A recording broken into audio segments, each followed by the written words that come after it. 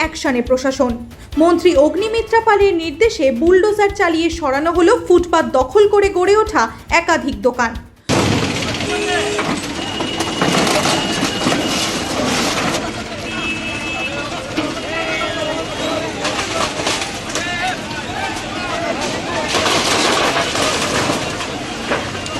তবে মাত্র একদিনের নোটিশে দোকান ভাঙায় ক্ষোভে ফুঁসছেন ফুটপাত ব্যবসায়ীরা।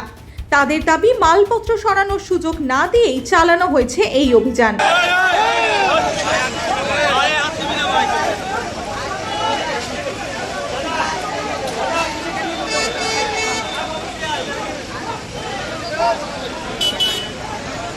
रात में एक बाइक अलाउंस हुआ 11 बजे, सुबह में हटाने का मौका मिलेगा ना, पूरा उजाड़ के सब ले गया।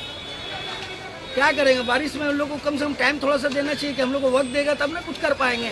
और अंदर का बात नहीं था, ये बाहर का बात था। अभी अंदर भी आ गया, रोड का बगल में बात था, बगल का बात अंदर भी ले लिया, अंदर भी ऑफिसर को बोलने से वो अपना एक्शन ले रहा है अलग से।